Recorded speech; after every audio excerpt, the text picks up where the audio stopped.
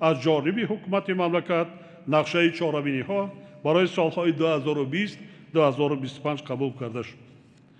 وزارت‌های مالیه، معارف و علم، اکادمی ملی علم‌ها، وزارت و کمیته‌هایی که در ساختارشان مؤسسه‌های تعلیمی دارند، وظیفه دار کرده می‌شوند که یکجا برابران ولایت‌ها و شهر نایا در مورد عملی نبودن قرار ذکر شده به سرلنگاری راه ندهند و جهت تعزیزانیدن کابینت‌های فن‌های ریاضی و دقیق و طبیعی تدبیرهای فوری اندیشیده از نتیجه کارها به حکومت مملکت گزارش دهند.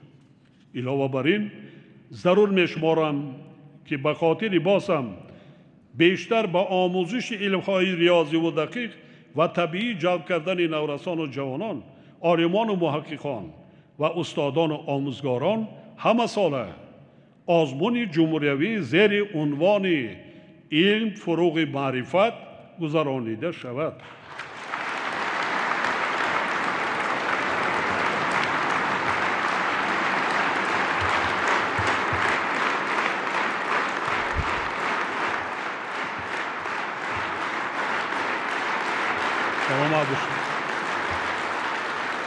سلامت باشید. آزمون‌های قبلی از جمله تاجیکستان وطن عزیز من و فروغ صبح دانای کتاب است یک نقطه بسیار مهم را ثابت نموده است. در بین نورسان و جوانان ما استعدادهای نادر به وای رسیده ایستادند که ما باید آنها را همه جانبه دستگیری و هوسمند گردانیم.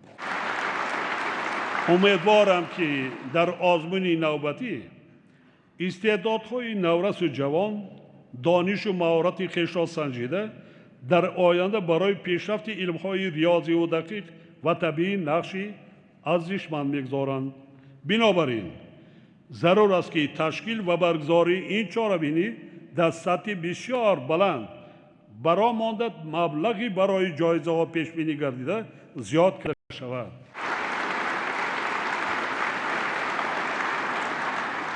همچنین به حکومت مملکت، وزارت معارف و علم، مرکز ملی تستی، همه ساختار و مقامات دولتی از جمله رهبران ولایت‌ها و شهر نایا سپارش داده می شود که غالبان آزمون‌ها را از روی انتخاب خودشان به مؤسسه‌های تحصیلات عالی امتحان قبول کرده برای هوسمندگردانی مادی و معنوی آموزگاران و پدر و مادران آنها تدبیرهای اضافی اندیشیدند.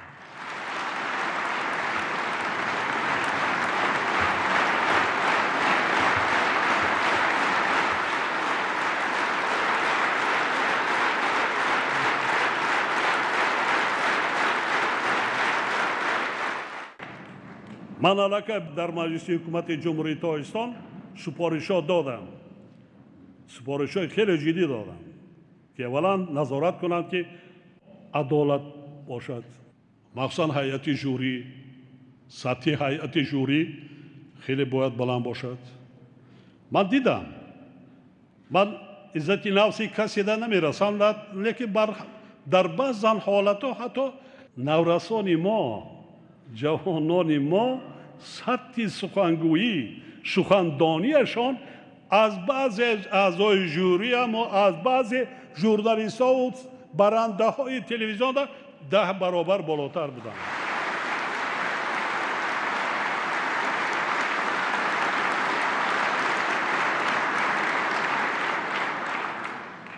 به درجه امتحانشان کردند که کودک صنف 1-6-7 ساله را اکادمیک، پروفسور، شاعر و نویسندگان بزرگ ما در صحنه مانده باور کنیدتان یگان پروکورور، یگان جنایتکار اینقدر تفتیش نمی‌کنند.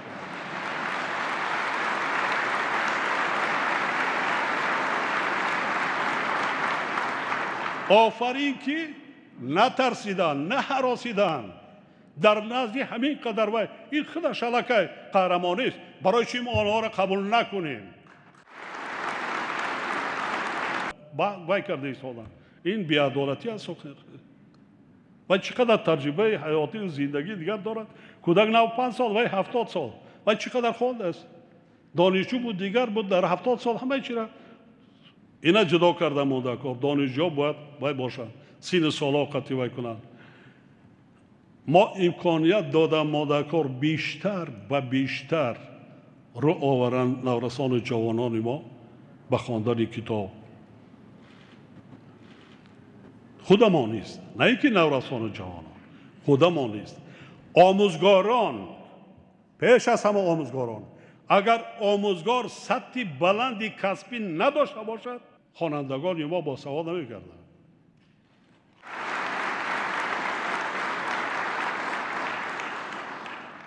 احسن به همه آنها. و برای چی در اینجا آموزگارا خیلی کردم که از جانب رهبران ولایت و شهر نایا، حتما از جانب وزارت و خود حکومت جمهوری تاجیکستان فکر کرده برایتان، برای پدر و مادر چی جایزه کرده میتونیم که چنین فرزندا را تربیت کرده بوایم میرسانند. ما این راه هم دیده ماده کرد، حتی برای آموزگاری که چنین خواننده ها را تربیت میکنند قدر کرده مانده کار، مهنتی آنها را قدر کرده مانده کار. این کاری آسان نیست. حتی بسیاری پدر و مادر را به این کار جرأت پیدا نمیکنند و عموما اهمیت نمیدن. هدف رهبر دولت از این تشبسات بلند برداشتن سطح سوادناکی و معرفتناکی مردم و در نوبت اول نورسان و جوانان تقویت حس ملی، وطن دوستی و وطن پروری، هویت ملی، ارزداری و آموختن زبان، تاریخ، فرهنگ باستانی تاجیکان، توسعه دایره دانش و جهانبینی علمی و تکنیکی و رشد علم‌های دقیق و طبیعی در کشور می باشد.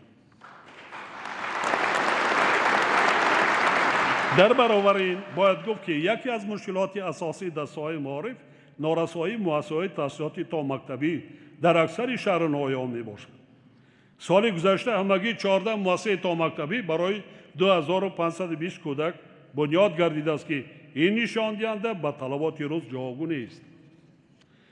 از این رو برابران وزارت‌های معارف و علم، رشد اقتصاد و سودا، مالیه، کمیته دولتی سرمایه‌گذاری و اداره اموال دولتی، رئیسان ولایت‌ها و شهر نایا سپارش داده می شود که با جلب صاحبکاران و دیگر سرچشمه‌های مبلغ‌زاری جهت بنیاد کودکستان‌ها و مرکزهای انکشاف کودکان تدبیرهای ضروری را راه اندازی کرده به این مسئله بسیار جدی و با مسئولیت بلند مناسبت نماید. چنانکه بارها خاطر نشان کرده بودم تا زمان استقلال در تاجیکستان همگی 13 مؤسسه تحصیلات عالی کسبی با 69,000 دانشجو فعالیت میکرد. امروز شماره مؤسسه‌های تحصیلات عالی کسبی با 41 دانشجویان به 245,000 و با علاوه دانشجویانی که در خارج کشور تحصیل میکنند به 285,000 نفر رسیده است. در 29 سال آخر شماره دانشجویان 216,000 زیاد شده است، بیش از 4 مراتب. ولی با در نظر داشت افزایش اهالی این نشان دهنده حالا هم کم است. تأکید می‌سازم که از جانب رهبران وزارت معارف و علم، مؤسسه‌های تحصیلات عالی کسبی در مسئله قبولی داوطلبان و تربیت کادرها پیش از همه به صفت اعتبار اولین درجه داده شود. وزارت معارف و علم همچنین وظیفه‌دار کرده می‌شود که در تمام زمینه‌های تحصیلات از مؤسسه‌های تا مکتبی سر کرده تا گیمنازیا و لیسه‌ها و زمینه‌های دیگر تحصیلات به طور حتمی آموختن زبان‌های خارجی، مخصوصاً زبان‌های روسی و انگلیسی و تکنولوژی‌های اطلاعاتی را تشکیل کرده نظارت قطعی صفت تعلیم را در این سمت برآورند. تحصیل جوانان در مؤسسه‌های تحصیلات عالی کسبی و علمی کشورهای خارجی یکی از ابتکارات مهم حکومت مملکت در سمت رشد علم و معارف محسوب می‌یابد. حالا در خارج کشور زیاده از 40,000 نفر دانشجو، ماجستر و اسپیرانت‌های ما به تعلیم فرا گرفته شدند. ما باید توسط استیپندیای بین‌المللی پرزیدنت جمهوری تاجیکستان درخشندگان барномаҳои байналмилалӣ ва дигар имконоти мавҷуда таҳсили ҷавонони боистеъдодро дар хориҷи мамлакат вусъат бахшем. ба хотири ҳавасмандгардонии донишҷӯён ва муҳаққиқони ҷавон мо соли гузашта маблағ ва шумораи гирандагони стипендияи президентро хеле зиёд намудем. ҳамчунин охири соли гузашта барои олимону омӯзгорони фанҳои риёзӣ, дақиқ ва табиӣ ҷоизаи махсуси давлатӣ таъсис дода шуд, ки ҳар сол 15 нафар беҳтаринҳо метавонанд соҳиби он гарданд. бо мақсади дастгирии давлатӣ ва тақвияти вазъи иҷтимоии донишҷӯёну магистрҳо ва аспиранту докторантҳо пешниҳод менамоям, ки стипендияи онҳо аз 1 сентябри соли 2021 ба андозаи 30% зиёд карда шуд.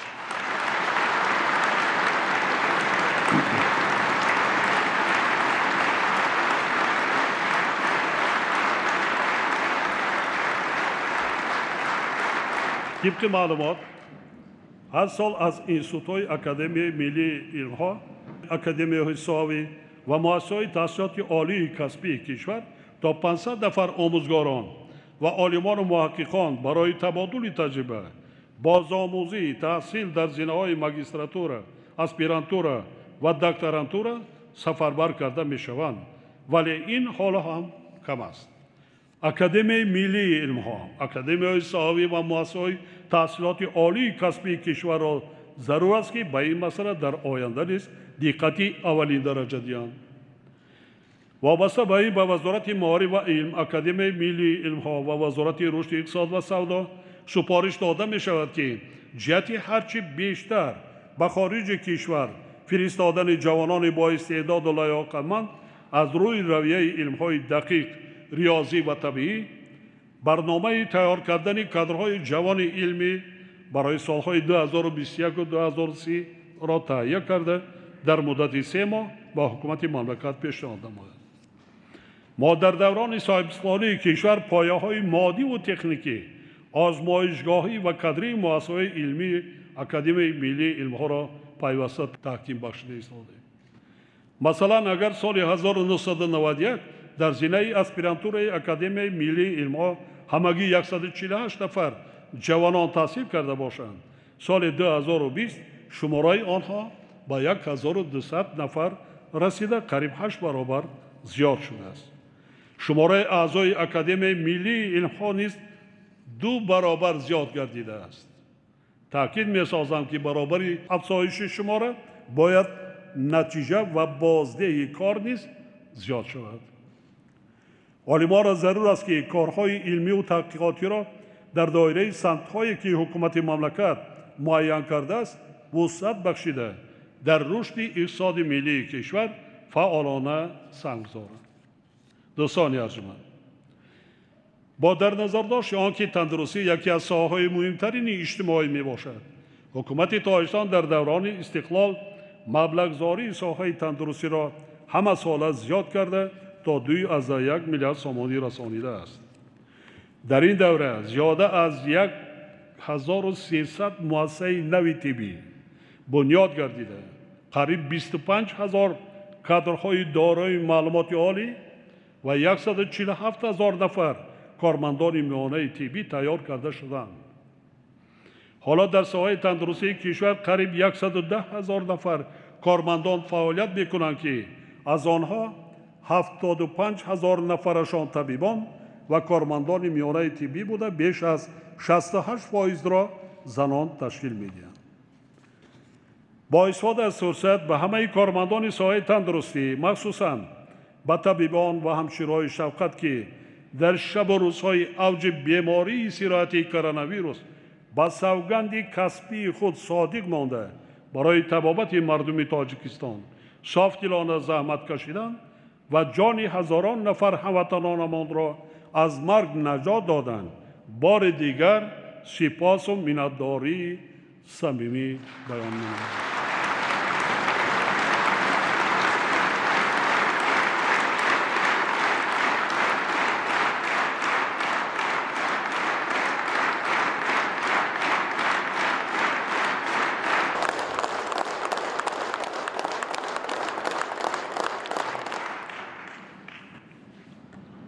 ҳамчунин ба кулли сокинони кишвар ки дар чунин давраи душвору вазнин сабру таҳаммул нишон дода ба воҳимаву тааллуқа наафтоданд, баръакс муттаҳид шуда эҳтирому иззати ҳамдигарро ба ҷо оварданд. табибон ва оилаҳои онҳоро дастгирӣ карданд ва баробари ҳукумати мамлакат заҳмат кашиданд. инчунин ба соҳибкорони ватандӯст ва дигар шахсони саховатпеша ки ба муассисаҳои тандурустӣ, табибон ва оилаҳои камбизоат бо таҷҳизоти тиббӣ, доруворӣ ва маводи ғизоӣ кӯмак расониданд, сипоси бепоён мегӯям.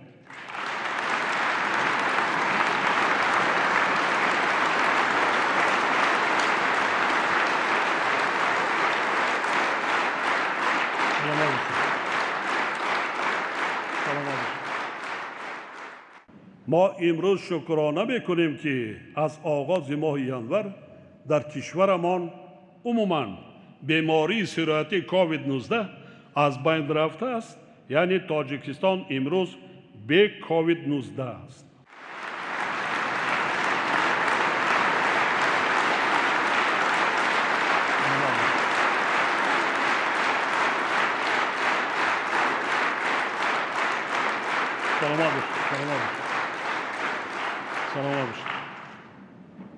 лекин инчунин маънӣ надорад ки мо ба саломатии худ ва атрофиёнамон бепарвоӣ зоҳир намоем, балки чун пештара бояд ҳушёр бошем, ба қоидаҳои беҳдоштӣ шахсиву ҷамъиятӣ эътибори ҷиддӣ диҳем ва ҳамдигарро эҳтиёт кунем. мо имрӯз дар ҷомеаи ҷаҳонӣ мебинем ки чӣ ҳодисаҳо аст. дар давлатҳои иттиҳоди давлатҳои мустақил имрӯз дар Тоҷикистон ковид нест гуфта баъд пагоҳ эҳтиёт карданд дар кор. онҳое ки ба Тоҷикистон ворид мешаванд шаҳрвандони мо аз хориҷа, мо роҳхатсарҳои навро кушода истодем, боз мекушоем ба дигар кишварҳо. онҳои шаҳрвандоне ки мо бармегарданд ҳатман 14 рӯз дар хона меистанд, берун намеборанд, таҳти назорати табиғон мешаванд, табиғони оилавӣ. мо масҷидҳоро вай карданд штаби ҷумҳуриявӣ, лекин нами эҳтиёт карданд дар кор, махсусан намозҳои ҷумъа. фикр кунед, вай на он қадар таърихи дарозмон соли 20 нишон дод. дар баъзан ҷо чӣ буд, дар баъзан тӯйҳо, дар баъзан ҷанозаҳо то чанд нафар фавтиданд. эҳтиёт карданд дар кор. эҳтиёт ними ҳаёт. қоидаҳои ҷамъиятӣ беҳдоштиро ҳатман риоя кунанд. риоя намекунанд, вай масҷид кор намекунад. марамат раванд, тоати ибодат мекунанд, қоидаҳои беҳдоштиро риоя кунанд. дар баъзан давлатҳои пешрафта комендантский час, ҳатто ҷиноят бурда 3 сол маҳбас мекунад. риоя намекунад, дар назди қонун ҷо мегӯяд. фикри мардума карданд дар кор. дар соли 2020 аз маблағҳои бюджетӣ барои муассисаҳои тиббӣ дар ҳаҷми қариб 1 миллиард сомонӣ таҷҳизоти зарурӣ, доруворӣ ва маводи муҳофизатӣ харидорӣ карда шуд. дигар самти афзаланоки соҳаи тандурустӣ ба талаботи замони муосир мутобиқ гардонидани шароити муассисаҳои тиббӣ мебошад. бо ин мақсад дар соли 2020 108 иншооти нави тандурустӣ бунёд ва 283 иншоот аз таъмири асосӣ бароварда шудааст. таҳлилот нишон медиҳанд ки солҳои охир сироятёбӣ бо барангезандагони ҳар гуна бемориҳо ба яке аз мушкилоти асосии соҳаи тандурустӣ табдил ёфтааст. аз ин лиҳоз вазорати тандурустӣ ва ҳифзи иҷтимоӣ аҳолиро зарур аст ки масъалаи таъсиси маркази ҷумҳуриявии микробиология ва вируссиносиро мавриди омӯзиш қарор дода пешниҳодҳои худро оид ба ҳалли ин масъала ба ҳукумати мамлакат манзур намояд. соли 2020 барои тавқият бахшидани дастгирии иҷтимоии нафақахӯрону маъюбон, кӯдакони ятим ва оилаҳои камбизоат як қатор чораҳои судманд роҳандозӣ гардида ба зиёда аз 700 000 нафар сокинон аз гурӯҳҳои осебпазири ҷомеа беш аз 250 миллион сомонӣ кӯмакҳои иловагии иҷтимоӣ пардохта шуданд. ҳукумати кишвар ба масъалаи ҳифзи саломатӣ ва нигоҳубини ятимону маъюбон ва пиронсолону бепарасторон мунтазам ғамхорӣ зоҳир карда, барои беҳтар сохтани шароити иҷтимоии онҳо тадбирҳои саривақтиро амалӣ менамояд. бо мақсади идомаи тадбирҳои ҳукумати мамлакат дар самти дастгирии давлатии гурӯҳҳои осебпазири аҳолӣ пешниҳод менамоям, ки аз 1 сентябри соли 2021 нафақаи маъюбон аз синни кӯдакӣ, ки дар асоси қонунҳои ҷумҳурии Тоҷикистон дар бораи таъмини нафақаи шаҳрвандони ҷумҳурии Тоҷикистон ва дар бораи нафақаҳои суғуртавӣ ва давлатӣ таъин шудааст, ба андозаи 20% зиёд карда шуд.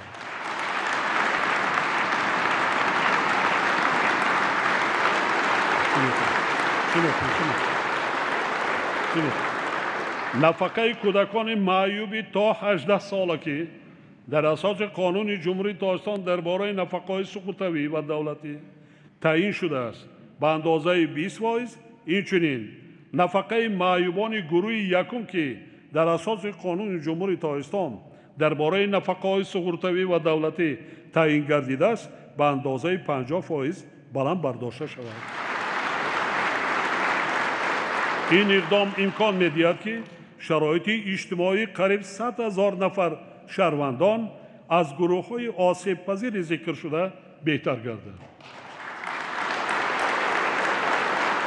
дар ин замина ба ҳукумати мамлакат супориш дода мешавад, ки барои бунёди 3 мактаб интернати Президенти барои ятимони кул дар вилоятҳои Хатлону Суҳ ва шаҳри Душанбе чораҷӯӣ намояд. зарур аст, ки дар ин муассисаҳо мисли мактабҳои байналмилалии Президенти шароити беҳтарини таҳсил ва зиндагӣ муҳайё карда шавад. кумитаи меъморӣ ва сохтмон якҷо бо дирексияи сохтмони иншооти ҳукуматӣ то аввали моҳи октябр лоиҳаи ин муассисаҳоро таҳия ва барои мувофиқат баробари давлат пешниҳод намояд.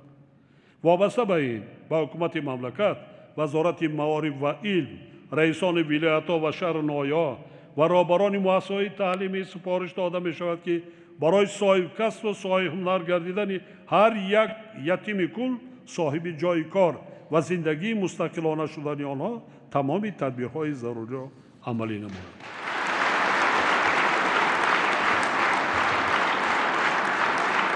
ҳоло ятимони кул дар ҳамаи миқёси мактабҳои дигар парешон ҳастанд. барои ғамхорӣ кардан ва хубтару беҳтар тарбия кардан мо ба фикрам ин корро кунем. ин иқдом боз сифати таълиму тарбия бием, ки онҳоро бай мекунад, чунки онҳо бейнам тақдир вай кардааст. мо тарзе кунем, ки онҳо соҳиби касб шаванд, соҳиби савод шаванд, касб шаванд, ҳунар шаванд, ки оянда зиндагии худашона мустақилона пеш бурда тавонанд. ҳадаф ҳамин аст. мо ин корро мекунем ҳатман.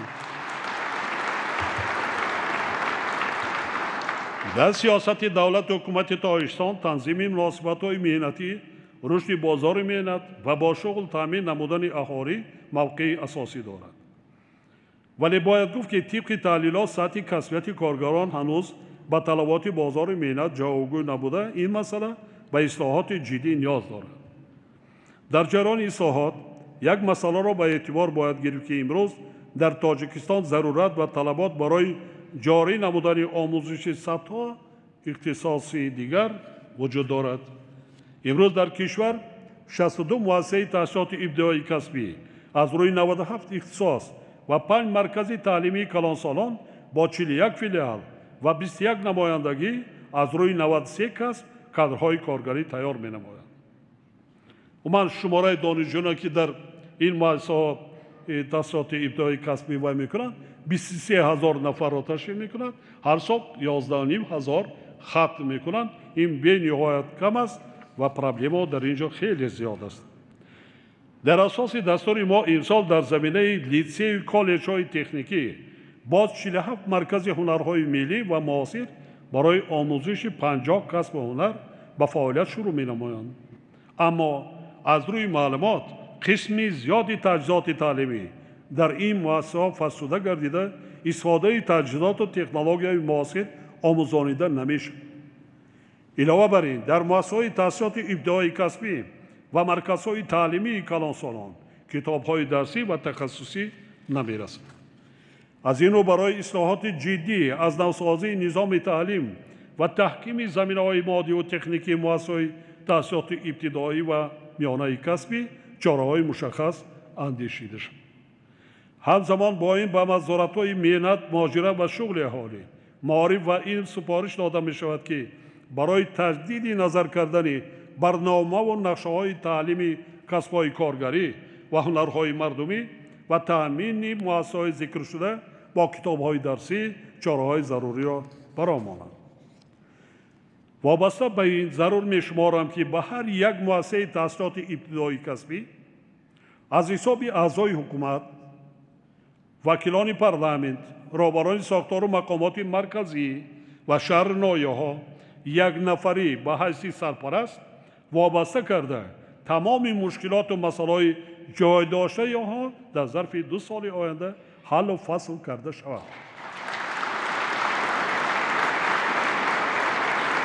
هدف چی است؟ به این هم اعضای حکومت در هر یک شهر نایه وابسته است. در هر یک شهر نایه حتما یک آموزشگاه کسبی تکنیکی وجود دارد. حساب نماینده رهبر ولایت، شهر، نایه، دیگر ساختارهای ولایتی خودش وکیلان مردمی که از اعضای انتخابات است 10-15 نفر میشه. یک آموزشگاه کسبی تکنیکی را شرایط مهیا کردن در همین شرایط امروز هیچ مشکلی ندارد. یگان مشکلی ندارد. فقط مسئولیت در کار، ذوق داشتن در کار. و ببینید من خودم خواندم. من آموزشگاه کسبی تکنیکی رقم 4 امروز شهری امروزی لیوکند را اولا ختم کردم، الکتروسرس کیپ اتوماتیک. چی اون شرایط درجه عالی داشت. در همون زمان همون تکنولوژی بود، همون اسباب و انجام ساختمانی و برقی و دیگر. حاضر چی؟ حتی ساختمان ده. اون کفشیرشایی که در زمان شوروی بود، او گذشت رفت. نیست اون دیگر. با ساختمانچات صاحبکارا جلب کردن ممکن. یا موتور مارش اتومبیل دیگر ژگولی کم مونده است. دیگر مرکزهای تکنیکی تعمیر ماشین‌های اتومبیل‌های سبوران متخصص در کار است. برای در آموزشگاه چی بودنش در کار؟ موتور همیخ دونه تقمه ماشین‌ها، چیزهای اسباب و چیزهای تکنیکی همین، یا که صاحب برق کردن نمیتونه. من فکر صاحبکارا دستگیری میکنن. ساختمان اونه که اندوچی، اونه که رنگبار کننده، همون چیزایی که رنگبار میکنن تشکیلات کمپانیایی باید جلب کرده ساختمانی خودشان آورده مهیا میکنن. نه اونقدر مبلغ زیاد میرود. ترمیم کرده ماده کار که متخصص تیار کنیم. هزارها جای کاری نو میشه، چی در داخل و چی در خارج کشور.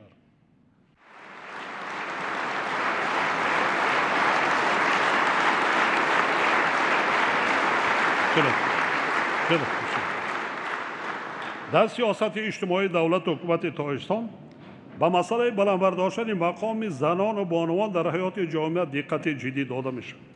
موافق نتیجه های انتخابات سال 2020 به مجلس ملی، مجلس عالی 8 نفر زنان یا اینکه 25.8% و مجلس نمایندگان 15 نفر یا اینکه 23.8% انتخاب شدند که نسبت به انتخابات گذشته قریب 4% زیاد میباشد. شماره زنان در مجلس‌های وکیلان خلق شهر دوشنبه به 41.5%، ولایت‌های ختلان قریب 35%، شغل بیش از 33%، ولایت مختار کوهستان بدخشان زیاده از 34% و شهر نایای تابع جمهوری قریب 30% رسیده است. زنان بانوان لیاقتمند و صاحب کسب و بلند اقتصاد و خدمت دولتی و اداره‌کنی دولت را بیشتر جلب گردیده ایستادند.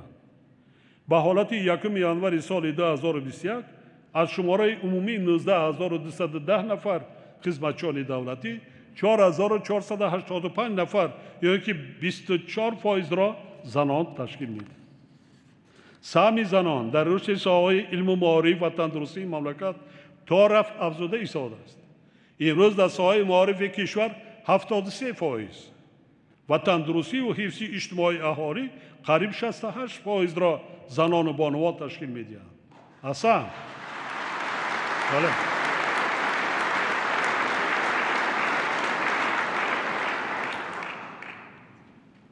مخصوصا در وقتی سفرهایی که من در شهر نویا دارم با مؤسسه‌های تحصیلات عمومی وقتی که دیدن میکنم از آنها همان مؤسسه‌هایی که رهبرشان بانوان هستند و 70 80 90 فایزش را زنان تشکیل میکنند، بانوان 100% 90% ختم کنندگان و دانشگاه و دانشکده‌های عالی هم داخل هم خارج کشور داخل میشن.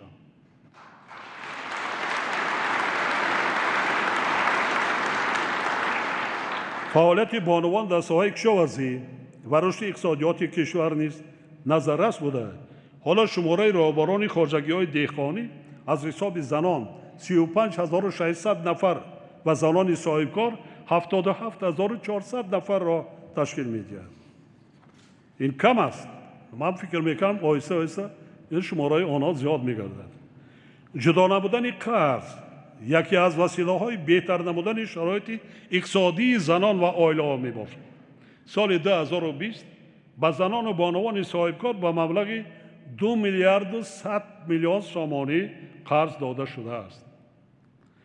حکومت مملکت تشبس‌های زنان و بانوان کشور را من بعد نیز دستگیری کرده به خاطر جلب بیشتر آنها به وظیفه‌های راهبری کننده تدبیرهای علاوه‌ای را عملی می‌گرداند. با این مقصد به کمیته کار با زنان و عائله سفارش داده می شود که لایحه قرار حکومت مملکت را درباره استراتژی ملی فعالگردانی نقش زنان در جمهوری تاجیکستان برای سالهای 2021 2030 و نقشه عملی سازی آن را برای سالهای 2021 2025 تهیه و به حکومت پیشنهاد نماید.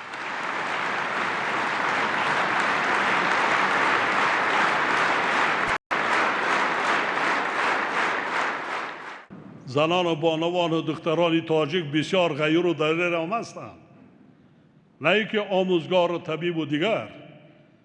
به نهایت هزارها نفر امروز برابر جوانمردان غیر و دلیر در صف قواهای مسلح مملکت خدمت کرده ایستادند صادقانه. برای همینم تا وقتی که هستم همه طرف دستگیری میکنم و شما صادقانه خدمت کنید.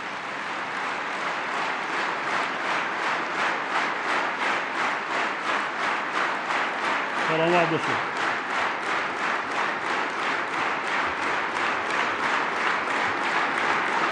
رحمت سلامت باشید. سلامت باشید. من هزارها مراتب منتداری خود را به زنان و بانوان مملکت میرسانم که اکثریت تشبس‌های من را چی درباره قبول قانون تنظیم عملی گردیدن این قانون و دیگر تشبس‌های رهبر دولت را پیش از همه زنان و بانوان دستگیری کردند و خود رهبر دولت هم در وقت انتخابات پرزیدنت جمهوری تاجیکستان اکثریت زنان و بانوان و دختران تاجیک، آنهایی که از حقوق آوازدهی داشتند به جانبداری پرزیدنت جمهوری آواز دادند. تشکر میگویم و منتداری خود را بیان میکنم.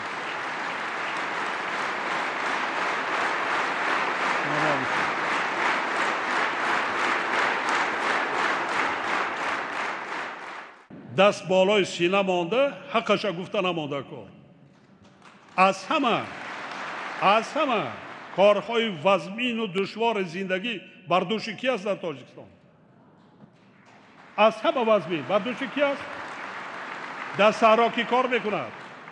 کی زحمت میکشد؟ کی محصولات استحصال میکند؟ اکثریت کی است؟ میبینیم که برای امیر از من مردم خفه نشویدتان کار کنید.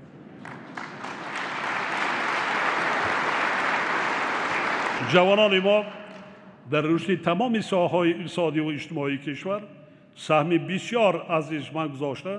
نقش آنها از اشتراک در بنیاد انشاءات عظیم مملکت تا خدمت صادقانه در صف‌های قواهای مسلح، حفظ سرحد دولتی، ثبات و آرامی دولت و حیات آسایشته مردم تاجیکستان ارزنده تحسین و باعث افتخار هر یک ما می باشد. سالهای آخر سهم جوانان در رشد ورزش و عامه‌گردانی آن و ترغیب طرز حیات سالم در میان اهل جامعه نظررس می باشد. اگر تا سال 1991 در مملکت همگی قریب 1000 انشاءات ورزش فعالیت داشته باشد، پس سال 2020 شماره آنها به 10220 رسانیده شد. یعنی شماره انشاءات ورزشی در دوران صاحب سالی بیش از 9 برابر زیاد گردیده است. تنها در سال 2020 یعنی سالی که پاندمی و شرایط مشکل اقتصادی و مالیاتی حکم فرما بود، برای نورسان و جوانان در شهر نایای کشور 147 انشاءات ورزش با خرج بیش از 1 میلیارد و 63 میلیون سامانی ساخته به استفاده داده شده است. ما به خاطر هوسمند نبودن ورزشکاران سال 2015 جایزه پرزیدنت جمهوری تاجیکستان را در ساحه ورزش تأسیس دادیم که تا امروز قریب 200 نفر ورزشکاران جوان صاحب آن گردیدند.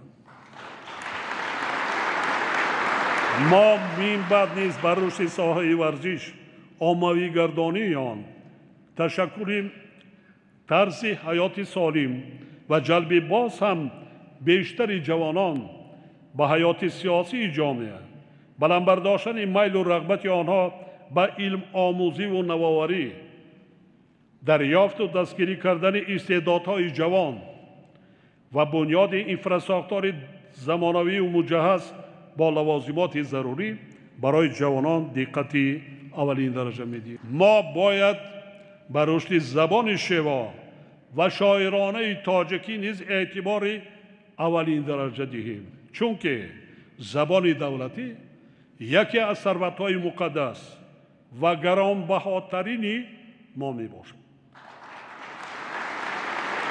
در شرایط جهانی شوی یعنی تهاجم فرهنگی و زبانی، ما را ضرور است که برابر آموزش زبان‌های خارجی از جمله روسی و انگلیسی برای پیشرفت زبان تاجیکی و توسعه دایره استفاده آن منتظم کوشش و غمخواری نماییم. خاطر نشان می‌سازم که این وظیفه هر یک فردی وطن دوست از جمله پدر و مادران، آموزگاران، اهل معارف و علم، زیایان کشور، کارمندان واسطه‌های اخبار عامه و ادیبان و عالمان مملکت میباشد.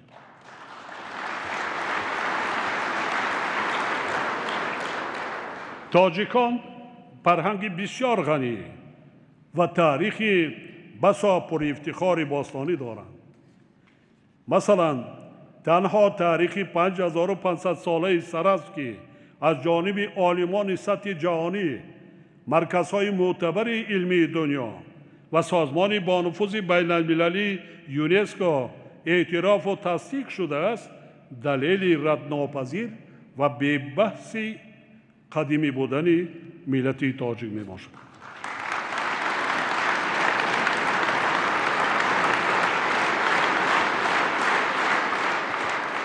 عرض داشتن به فرهنگ و تاریخ باستانی ملت و آموختن آن، اینچنین از خود کردن میراث جاویدانه صدها و هزاران نفر فرزندان فرزانه خلقمان، یعنی شاعران و ادیبان و عالمان و متفکران برجسته ملت، وظیفه هر یک صاحب وطن می باشد. ما به خاطر حفظ یادگاری‌های تاریخی و تعمیر و نگهداری آنها خیلی کارهای سازنده را آغاز کرده ایم و کوشش داریم که توسط سازمان‌های با نفوذ بین المللی میراث مادی و غیر مادی کشورمان را به اهل عالم هرچی بیشتر معرفی نماییم.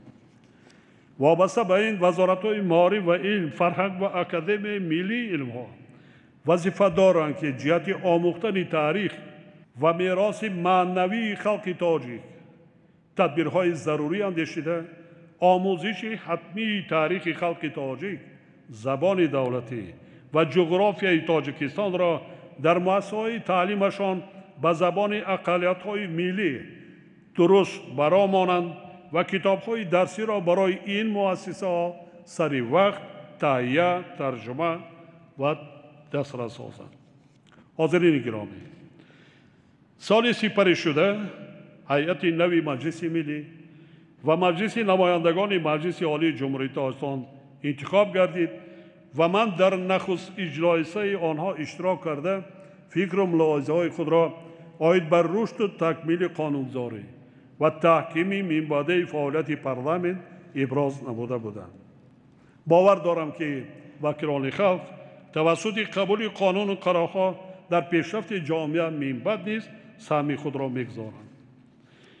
ولی فعالیت آنها نباید به قبول قانون و قرارها محدود گردد. یعنی وکیلان وظیفه دارند که در همکاری با مقامات تطبیق کننده قانونها جهتی به طلبات روز مطابق نمودن آنها سهم گذارند و با استفاده از حقوق تشبث قانونگذاری لایحه قانون‌های به طلبات رشد و پیشرفت جامعه موافق را آماده و پیشنهاد نمایند. اطمینان دارم که مقام عالی قانونبران کشور تجربه گذرانیدن محاکمه‌های پارلمانتی را تقویت بخشیده در این روند قانون‌ها، عملیه تطبیق آنها، برنامه‌های اجتماعی و اقتصادی و دیگر مسائل مبرم روز را بررسی کرده در پیشرفت حیات جامعه سهم خود را می‌گذارند. در برابر این وکیلان همه سطح‌ها از اعضای مجلس ملی و وکیلان مجلس نمایندگان سر کرده تا وکیلان مجلس‌های محلی و جماعت‌ها همچون شهروندان کشور پیش از همه خودشان باید فعال و تشبثکار و تشکیلاتچی باشند. نقش خود را در تحکیم رکن‌های دولتداری صافدلانه اجرا نمایند. در وسعت دادن کارهای فرماندهی و آبادانی و سازندگی در حوزه‌های انتخاباتی خود و عملی نمودن سیاست دولت در محل‌ها سهمی صادقانه و وطن دوستانه گذارند. من در واخری با سودی‌ها ماه نوامبر سال 2019 وابسته به مسائل تأمین قانونیت و عدالت سودی، تربیت کادرهای کاردان و پاکوجدان و دارای سطح بلند کسبیت، راه ندادن به کردارهای کرپسیونی و برطرف سازی بعضی کمبودی‌های در فعالیت مقامات سودی جای داشته ابراز اندیشه کرده بودم. از این رو رهبریت سود عالی و سود عالی اقتصادی باید به مسائل بلند برداشتن ملکه کسبی سودیا، تیار نمودن و انتخاب و جابجاگذاری درست کادرها اعتباری اولین درجه دهند. وضع تغییر یافته جهان امروزه و خصوصیت استوار پیدا نمودن ظهورات خطرناک زمان معاصر از جمله تروریسم و اکستریمیسم، قاچاق سلاح، گردش غیرقانونی مواد مخدر، کیبر جنایت‌ها و دیگر جنایت‌های فراملی که بشریت را به تشویش آورده‌اند ما را وادار می‌سازد که به مسائل تأمین امنیت کشورمان دقتی اولین درجه دهیم. زیرا پیروان سازمان‌های تروریستی و اکستریمیستی برای ناآرام ساختن وضعیت در جامعه و تفریقه اندازی و برانگیختن نزاع‌های دینی و مذهبی کوشش کرده برای گمراه ساختن ساکنان مملکت بخصوص جوانان و به سازمان‌های منع شده جلب نمودن آنها از شبکه‌های اینترنتی وسیع استفاده می‌برند. تأکید می‌سازم که خائنان ملت و خواجه‌های خارجی آنها تا هنوز از نقشه‌های ناپاک و غرضناک خود که ابتدای سالهای 90 داشتند دست نکشیدند.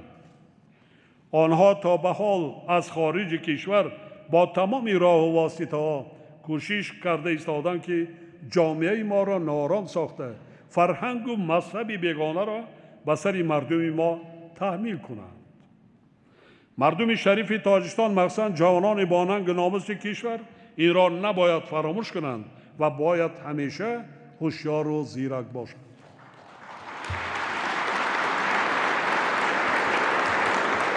طوری که من بارها تاکید کرده بودم، فعالیت چنین رویه‌های اکستریمیستی، رادیکالی و خرافات پرستی یکی از عامل‌های اساسی خطرزا برای امروز و فردای تاجیکستان و دیگر کشورهای منطقه به شمار می رود و از ما اندیشیدن چاره‌های مشترک را طلب می نماید.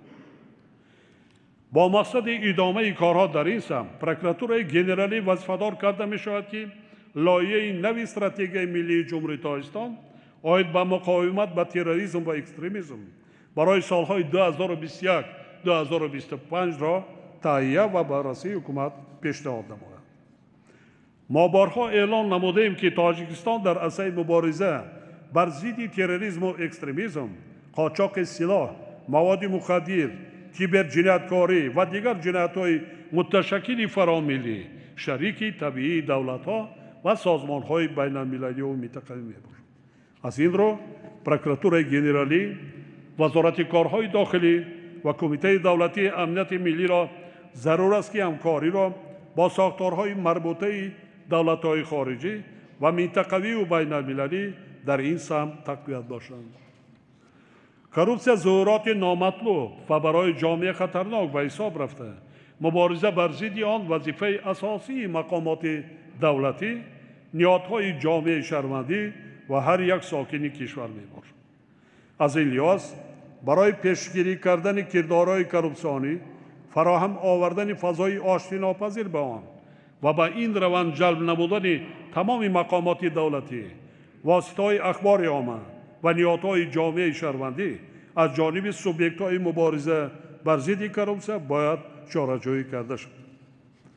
حکومت تاجیکستان با در نظر داشت وضع مرکب منطقه با تحکیم دائمی حفظ سرحد، مخصوصاً سرحد تاجیکستان و افغانستان دقت اولین درجه داده برای پیشگیری کردن قاچاق مواد مخدر، سلاح، ادبیات اکستریمیستی و دیگر جنایت‌های فراملی در خط سرحد دولتی تدبیرهای ضروری می‌اندیشد.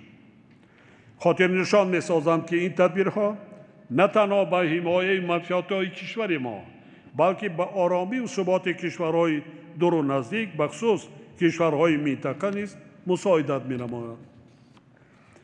وابسته به این کمیته دولتی امنیت ملی وظیفه‌دار کرده می‌شود که در همکاری با دیگر ساختارهای نظامی و مقامات حفظ حقوق کشور جهت حمایه استوار سرحد دولتی و در سطح بلند نگاه داشتن آماده باشی جنگی جزو تمام قوای سرحدی پیوسته چاره‌جویی کرده نظارت را در این سمت باز هم جانانه نماید.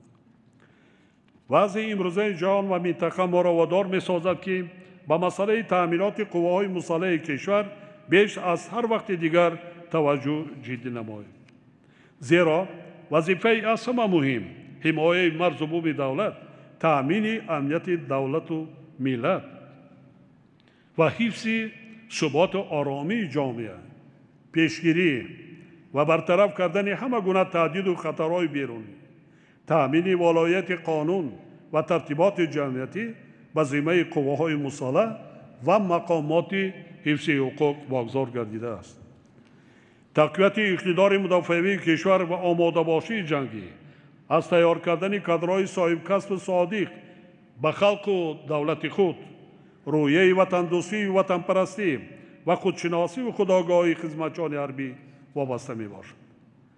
در دوران استقلال دولتی در داخل و خارج کشور زیاده از 10,000 نفر جوانان ما در مؤسسه‌های تعلیمی نظامی تحصیل نموده، همچون افسر در جزء تام‌های گوناگون قوای مسلح به وطن مادر صادقانه خدمت کرده ایستادند.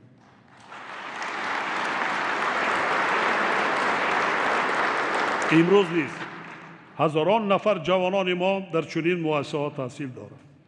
در برابر این ما را ضرور است که با در نظر داشت شرایط امروزه قوای مسلح خود را از نو سازی کنیم و آنها را با تکنیک و لوازمات پیشرفته حربی تأمین نماییم. تأکید می‌سازم که در حالت تیاری دائمی جنگی قرار داشتن قواهای مسلح کفالت واقعی حمایت کردن دولت از همه گونه تهدید و خطرها میباشد. از این رو از جانب وزارت مدافعه برای تهیه و راه‌اندازی برنامه‌های دولتی عاید بر رشد صنعت مدافعه کشور تقویت بخشیدن به فعالیت کارخانه‌های صنعتی در سمت استحصال اموال مخصوص و تعمیر تکنیک حربی، اینچنین تامین نمودن قوای مسلح کشور با سلاح و لوازمات معاصر جنگی تدبیرهای ضروری عملی کرده شد. وزارت مدافعه اینچنین وظیفه‌دار کرده می‌شود که کار را با ذخیره‌های سفربری هیئت احتیاطی تقویت بخشیده، آموزاندن آنها را از روی اختصاص‌های قید حربی در شهر نایاب برآماند و جهت بلند برداشتن آمادگی حربی ذخیره‌های سفربری، گذرانیدن جمعیت‌های حربی، تعلیم صحرایی و مشق‌های نظامی با استفاده از طرز و اصول‌های معاصر اهمیتی اولین درجه دارد. رهبران وزارت و ساختارهای نظامی و مقامات حفظ حقوق را ضرور است که مهیا کردن شرایط مساعد خدمت و زندگی منتظم بلند برداشتن سطح کسبیت افسران، آماده باشی جنگی، آموزش کسبی خدمتچیان حربی، تربیت آنها در روی صداقت به وطن، رعایت قطعی انتظام خدمتی، طلبات آیین‌نامه‌های حربی، مبارزه با همه گونه حقوق ویرانکنی‌ها، مخصوصاً کردارهای کورپسیونی و انتخاب و جابجاگذاری درست کادرها را تامین نماید. وکیلان محترم، در دوران صاحب استقلالی تاجیکستان با 178 کشور جهان رابطه‌های دیپلماتی برقرار کرده، عضو فعال سازمان‌های با نفوذ بین‌المللی و منطقوی گردید.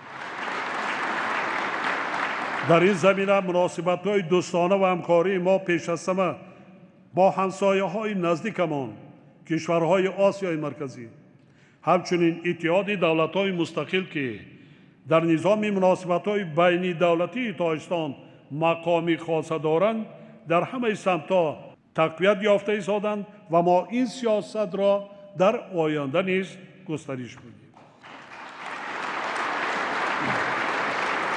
مسئله‌های تحکیم و گسترش همکاری‌های گوناگون جنبه با شریکان استراتژی و رشد ما، فدراسیون روسیه، جمهوری مردمی چین، اتحاد اروپا و ایالات متحده آمریکا چون همیشه در سرخط اولویت‌های سیاست خارجی تاجیکستان باقی می‌مانند. ما همچنین مطابق با هدف‌های درازمدت استراتژی خود مناسبت‌های دوستانه و همکاری‌های برای جانب‌ها سودمند را با کشورهای به ما دوست و خیرخواه جهان اسلام، خاور میانه، آسیای جنوبی، جنوب شرقی، اقیانوس آرام، افریقا و امریکا برآمده رشد و توسعه خواهیم بخشید. قابل ذکر است که حکومت تاجیکستان از سال 2007 اصلاحات نظام رفت و آمد شهروندان خارجی را ادامه داده. حالا برای شهروندان 112 کشور ترتیب ساده تهیه و به رسمیت درآوردن روادید را مقرر کرده است. ضرور است که جهت جلب بیشتر سیاحان و سرمایه‌گذاران خارجی این روند باز هم تکمیل داده شود. ما مناسبت‌های شریکی را با جامعه جهانی در چارچوب سازمان‌های بین‌المللی و منطقوی راه اندازی نموده، رشد همکاری‌ها را در این سمت ادامه خواهیم داد. در این رابطه ما همکاری را با سازمان ملل متحد و نهادهای تخصصی آن، سازمان همکاری شانگهای، سازمان عهدنامه امنیتی دست جمعی، سازمان امنیت و همکاری در اروپا، سازمان همکاری اقتصادی و سازمان همکاری